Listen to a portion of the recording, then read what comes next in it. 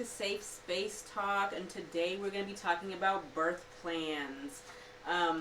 Birth plans have a varied stigma in the community, and I think it's time to like break down and dismantle some of those things that come around the birth plan. So what is a birth plan? Pretty much a birth plan is any way that you want to communicate your wants and needs for your labor and for your birth to your healthcare team.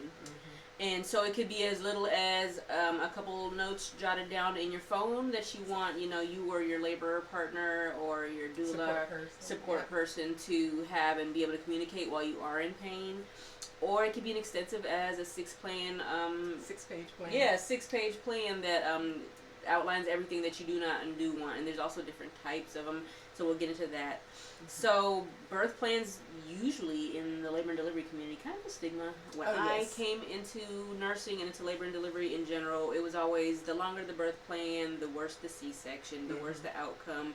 You might as well go ahead and sign your C-section consent now. I think a lot of that revolves around the hospitals and the healthcare workers trying to maintain that power and control. Yeah, I've even heard it to where someone came in with a birth plan and coworkers that I actually really liked and were cool with were like, "You're in our world now," and I was just like, "What does that mean?" She's because that means I am too. Yeah, she's pretty much laying out those boundaries for her own body, and it's kind of being ridiculed. So sometimes I think that's a little bit of the fear that people have as well. Is they kind of just think, "Well, what's the point of a birth plan? No one's gonna listen." I don't know, I'll just do whatever the doctor does and that's best. I hear that so many times. Whatever you want to do, I'll just get an epidural and have the baby, it's fine. And I said, that doesn't mean you can't have a birth plan. That could be on your birth plan, that you want an epidural. As soon as you walk in the door, that's on my birth plan, I want an epidural. Unmedicated and stuff. It doesn't mean you can't be induced. Yeah, it's not only for the crunchy moms. It's for the silky moms, the scrunchy moms, whatever you want to call yourself. Whatever you want. Is basically just a way to communicate your wants and needs for your labor. And with so many people saying that they don't want to make a birth plan, or sometimes I'm really having to push people into like, just take a look at it, see if anything interests you. And a lot of them are really hesitant on it, and it kind of makes me feel like, is it because one, they feel so out of control in the healthcare system anyway, and they feel like it won't be listened to, or have they heard about some of the things that other healthcare workers, labor and delivery nurses will, joke and mock their plans, so they don't even want to bring that vulnerability into the healthcare team. So, different things to think about. But yeah, that's the same. I was going to say the same thing. So I find that a lot. The second that someone brings in a birth plan, they're like, "Girl, fire up the C-section consent right now. Turn on the Bobby." And then get the scalpel ready, start sharpening it.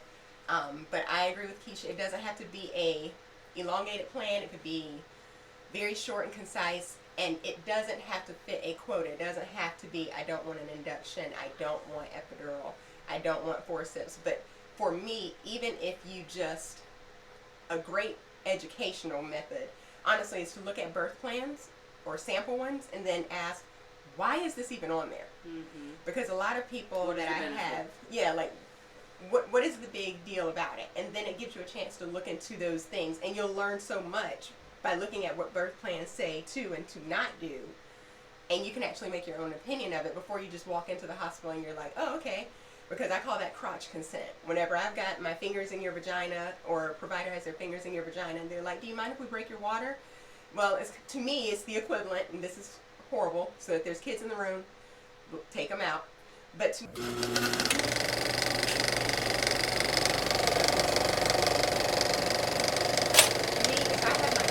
and gel on, and I'm checking your cervix and saying, this would be a good time to break your water, would you like for me to break your water, and we've not discussed it before, it's the equivalent of a male having a condom on with lubricant, standing in front of you kind of like this.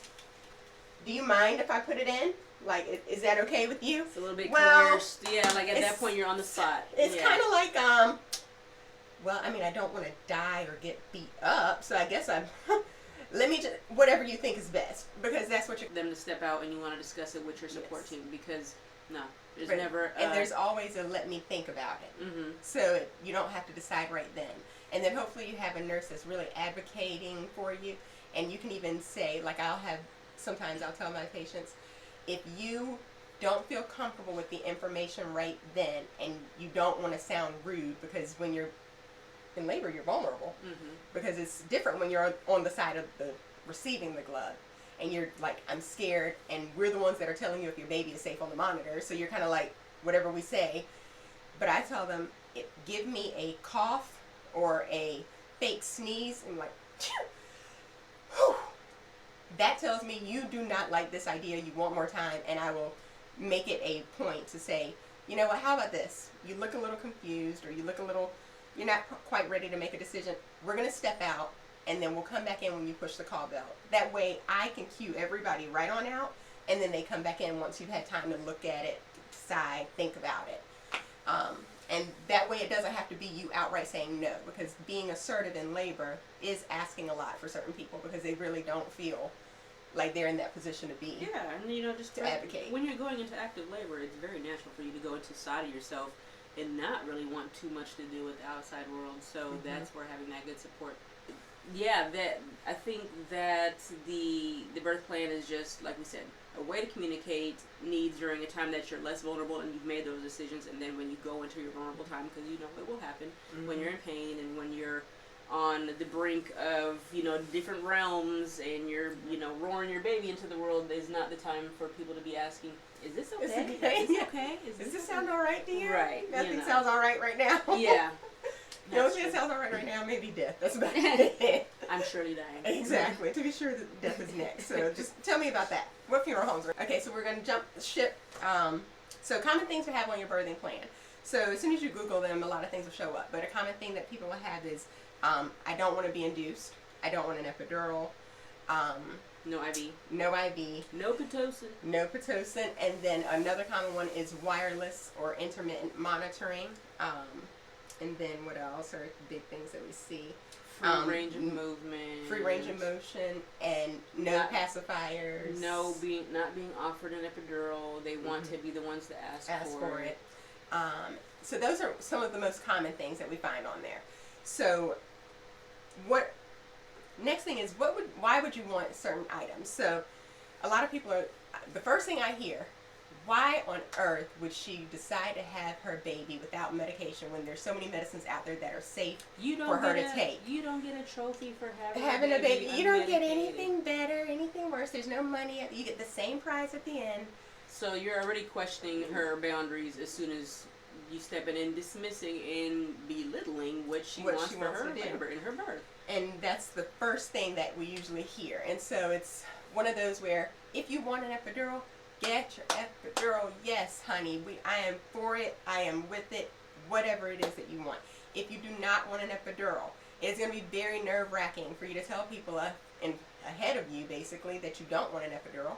Because what ends up happening is they're like, oh, she's first time waiting, she'll get it. Right. You have to go into your plan prepared. If you walk into a birthing center, the way that they deliver without an epidural is there's no one to give you one. When you walk into a birthing center, they're not stronger than you when they walked in. The option is removed. So if you don't know what your options are, you don't have any. That's the first thing. Second thing is, when the option is right there, it's easier for you to default and say, I want an epidural. You can't say I want an epidural in a birthing center. There's no anesthetist. So we can open the door wide open and have you go around looking for one, but there isn't one to be had. Whereas in a hospital, the second that you appear like uncomfortable, and maybe not even the second, and it's not even a malicious intent, but the first thing you'll hear is, are you sure you don't want to get the epidural? Would you like to go ahead and get the epidural? Well, I mean, you look like you're really miserable, or you're not progressing, so your pelvis is like super tight. Maybe you should get the epidural and release that, and that'll help you get the baby out faster. So know why you want those. There's benefits to going unmedicated, such as if it's I find that survivors of abuse feel almost as if they gain control of their body back, if that makes sense, whenever they go unmedicated. So it's almost like someone took knowing that I could do anything, including stop them, and I threw all of that in the trash because I did the hardest thing that is known to do with my own body. There's also the privilege of being able to get up right away, walk around, do whatever it is that you want. And then there's being able to push on demand by your body signals, not being coached and things like that.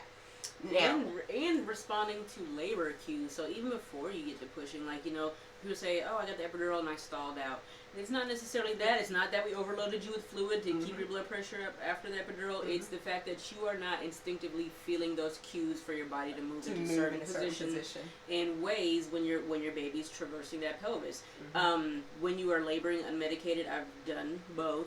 You just feel that sense of, okay, this no longer feels right. What position now feels right? And then usually your body's smart enough to know that, hey, and the this is a good position for your baby now to get onto the next step, from moving from the pelvic brim down to the mid pelvis, down to the outlet.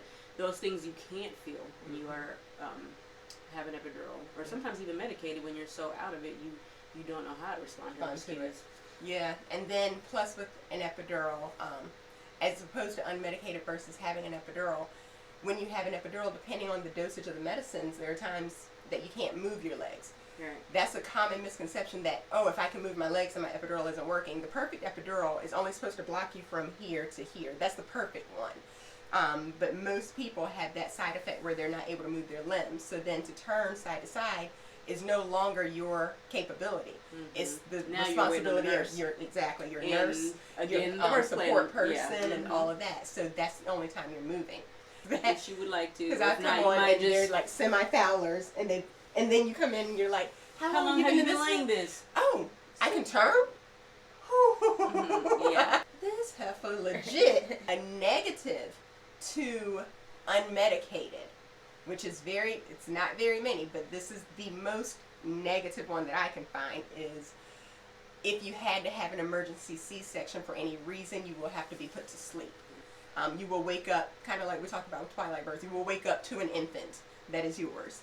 So that's the biggest negative. And then my only second one is, if you by chance do tear, it is very common that we have to give you, I'm about to say lithium, we have to give you lidocaine and inject that to do your repair.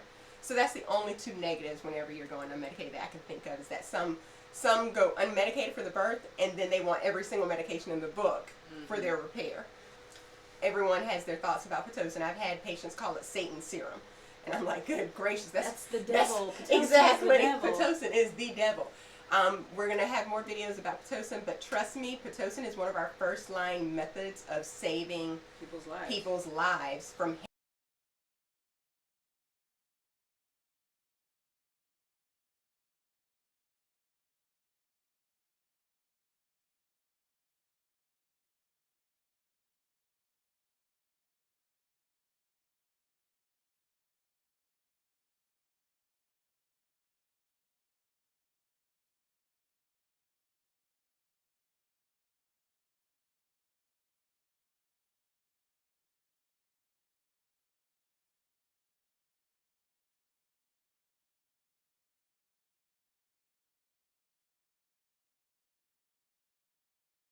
hemorrhaging to death.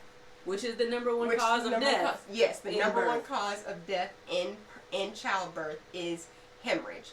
So a lot of people think that, if I escape Pitocin during my labor, I'm amazing, I did it.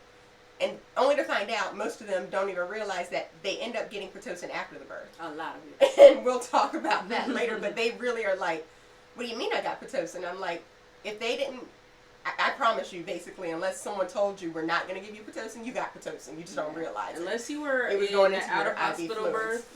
Yeah. And even an out-of-hospital birth, they're doing IM Pitocin sometimes. Exactly. If it's not firm enough, uterus is not firm enough. So some reasons that we may not be on board with your birth plan.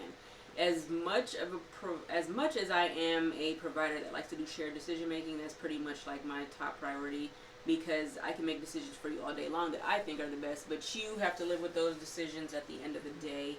And I never want to be the person who pushed something on you and you thought, well, that's not really what I wanted, and now I have this outcome and it wasn't worth it. It's much more likely that you'll be able to accept the outcome of things if you know that you had a big part in making those decisions for yourself. And you'll know what each, side effect is. And hey, this is a side effect I hate. It sucks. But this is better than X, Y, Z. And this is what I choose for myself. So some contraindications for things that are popular things that are on the birth plan. So people saying they don't want an IV or a saline lock. A lot of times that works fine. You don't need one. And if you're drinking and able to drink and tolerate water and, liquids through labor, then fine. The issue with that becomes if we're starting to do an induction, because at some point in time, usually, like I'd say 7 times out of 10, you're gonna get Pitocin, at least, yeah. and that runs through your IV, so we can titrate it and we can stop it quickly if we need to. Another contraindication is intermittent monitoring. So a lot of times you'll see in the hospital the little monitors on your belly. One's gonna be tracking contractions. One's gonna be tracking the baby's heart rate, and we look at these all day long, like computer screens. Everybody walks by and says, "Oh, we wish you had your job," because literally we watch these all day long from every screen we can, because sun up to sundown. Right, it's we just are looking for patterns in it. The patterns tell us how well your baby is doing, and the patterns also sometimes this is debated, they should be alerting us to when your baby's no longer tolerating labor and becoming acidotic, and that's a whole other story. But basically thinking about a quote-unquote bad baby. So when we're giving you drugs to induce your labor, to basically force labor upon you, because that's what an induction is, we're forcing your body into something that it was not doing. We cannot safely say, hey, we're just not going to watch this baby's heart rate. We're not going to watch these uterine contractions, because we don't know if we're doing too much. Are we giving you too much drugs? Is your uterus contracting every minute and not giving your baby a time to rest? Is your baby not tolerating even light contractions? Are you barely contracting and you don't feel anything, and you're just walking around your day and and you're feeling great, but your baby's like, can't tolerate it. It's wrapped up in a cord and there's no fluid and XYZ. So there's contraindications, and I think that if you bring your birth plan to a provider early, or even start off your OB care with how do you feel about birth plans, because you can gauge a lot by a provider by just bringing that up. By bringing that up in the first appointment, you will figure it out real quick. Yes, and I encourage my patients to, at like 36 weeks, come on, let's start working over your birth plan, because I want to let you know realistically what we can do and what we can't, because I don't want you coming in and saying, I don't want XYZ, and I'm like, that is very dangerous, but you already think, hey, the medical establishment is against us. They're going to say everything is dangerous, and now you can't really make an informed decision, because you're just like, no, I'm going to stick to my guns because they're telling me everything I say is wrong. And it's not really a truthful discussion anymore. There's egos then on both sides. And who loses ultimately is the mom and the baby. They outright looked at me and said, if she wants to refuse an IV, then I want to refuse the induction. She can go home. I do not feel comfortable starting anything without her having an IV, so if she is refusing an IV lock, she has the right to go home, and she can refuse the entire induction. And legit, that's what based her on being able to stay in the hospital, was the provider that was on was unwilling to do it without an IV in place already, no matter what. Even if it's the kind that we put inside your vagina, which, like I said, will be another video, even if it's the kind where you don't need an IV yet, and you're not anywhere near labor, so we don't start the antibiotics until much later, outright told the lady basically to go home because she would not get an IV. I was like, oh, we can do that. So, and I mean, obviously you have the right over your body, she said, and I have the right over my license, and so what can I say? I'm like, okay, well, I'll go and let her know. And so she ended up obviously getting the IV so that she could get her induction started. But we did have that one lady like years ago that came in. I was supposed to be her nurse for induction. She came in and refused everything. Like, no monitoring, no IV lock, no Cytotec, no Cervidil, no meds, no anything. And I, at that point, said, well, what can I do for you? And she just thought, well, I'm here for my induction. I said, but how can we induce you? I can't give you any medicine. You don't want it. I can't give you anything. Yes. And you how what are we am inducing it? And in her mind, she thought that because it was her induction date, she was going to show up to the hospital and begin labor on her own, naturally. And we had to have that talk, and it never occurred to her that how would her body know that she's in the hospital.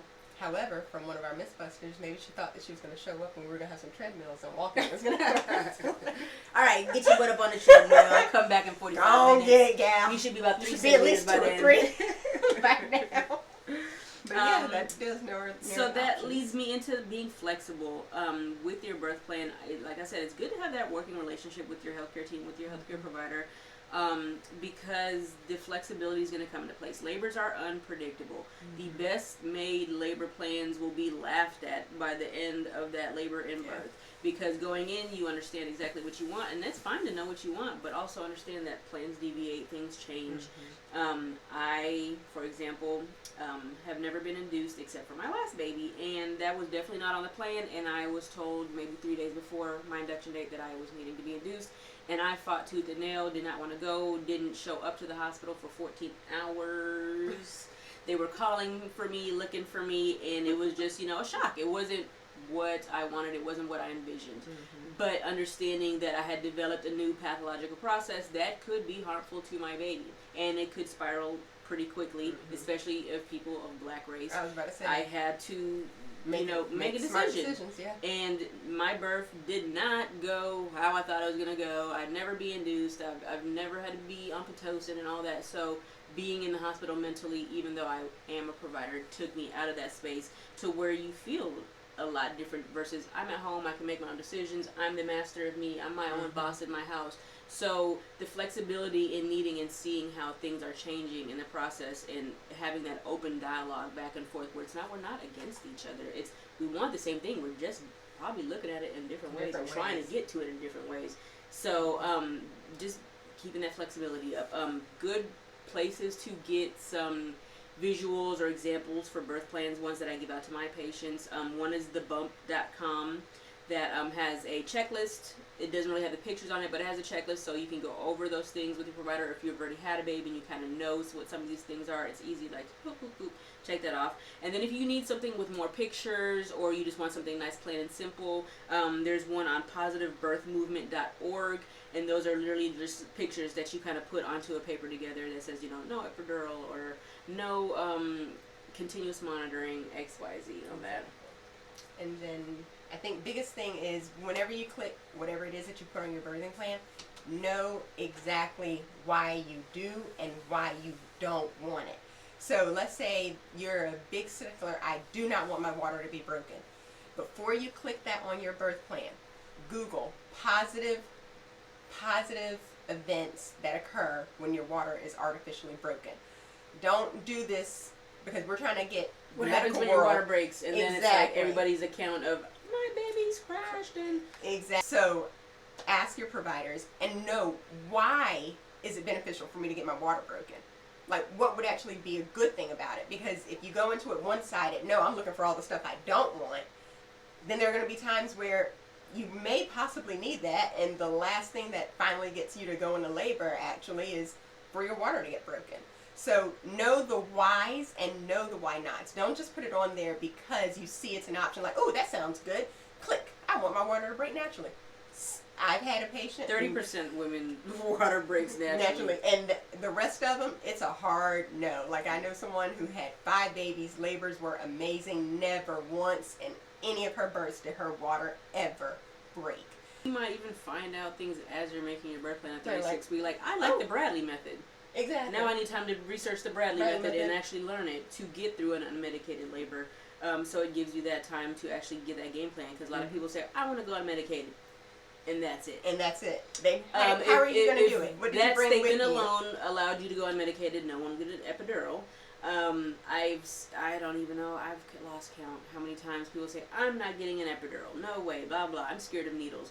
And if that is your only deterrent from getting you're getting an epidural. Yes. That pain takes over, is otherworldly, and it is overwhelming if you've never experienced it, and at that point in time, a needle is nothing. A needle is a spit in the wind. You could care less. So you mentally, it's like a marathon. Yes. Mentally, you have to be there. You have to have other things. Are you going to use a TENS unit? Are you going to be doing peanut ball, laboring in different positions in the tub with heat packs, with things like that? Yeah. And that'll be another video. Actually, that's one of the videos I'm so excited to do is what to pack in your birthing bag.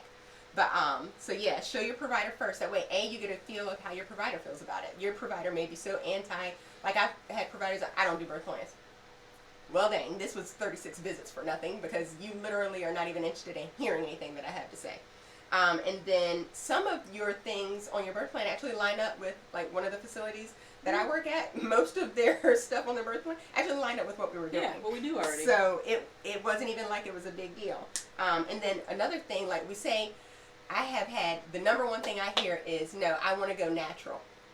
Wow. What does that Let mean? me say, what, and I can't express this thoroughly enough, in the heck does natural mean?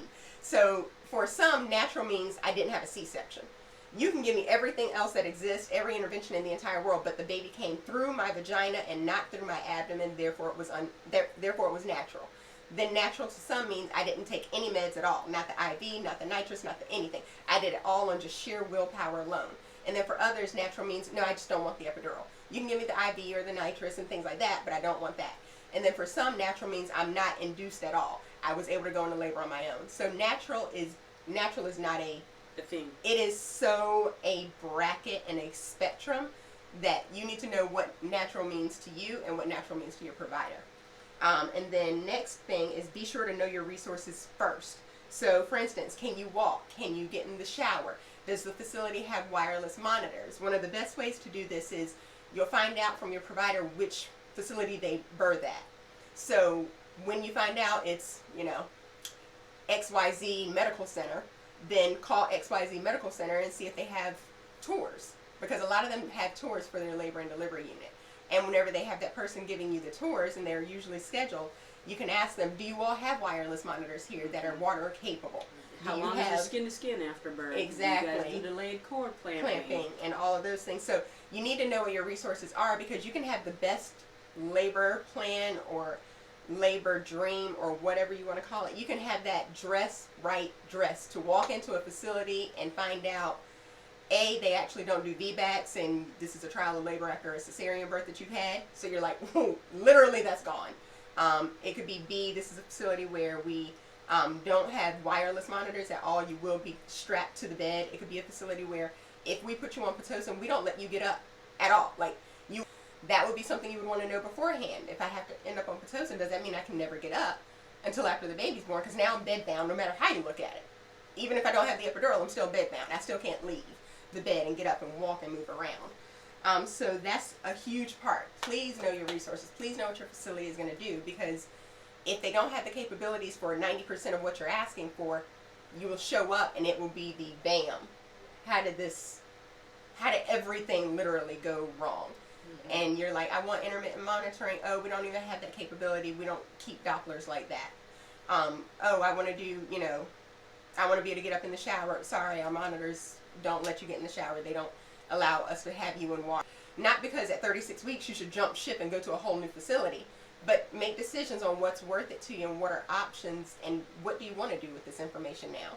Because if you want an intermittent monitoring and you know that they, A, don't do that at all, that's part of their policy and as an establishment, or you want to be in water and now you found out, oh, they only have corded monitors and I can't. That's a whole part of your labor plan that needs to be adjusted if you're gonna, especially if it's rural and the next hospital is an hour and a half away. So you have to make those decisions. It can't be, I want the epidural. It needs to be something that you would never say. So snickerdoodle cookies. If you really want the epidural, I promise you, you won't forget it. You'll remember what your code word is. And then when people keep saying the word epidural, you're not tying that to that word. You're tying it to snickerdoodle. And if you don't say it, then it kind of makes it a little bit easier. Mm-hmm. Once again, we do our candle lighting for anyone that's going through a little bit extra at this moment, which probably is like 90% of the world, honestly. But if you need any extra good vibes or good thoughts, this is what this is for. I know, right, girl? Menopause plus candles are not the best mix. I almost had that one. And boom. Okay, so that is your light up. That is your good vibes. We're sending it. We're thinking about you. Whatever is weighing heavy on you, please know that we are sending out all the vibes, and I'm always thinking about anyone that's going through something extra. We're sending out those good vibes to you. And also check in on your friends, even your strong ones, because just because they carry the load heavy or carry the load well doesn't mean it's not heavy. So that is it for today's. We're going to blow that out. We're thinking about you. We care about you. You guys have a great time until we see you again. Yeah. And we'll be excited and happy to bring you more information and just more things to talk about. Yes. Please don't forget to put all of your questions down and anything that you want us to go over, and we'll be checking that out as well. Bye, Bye. guys. Thanks.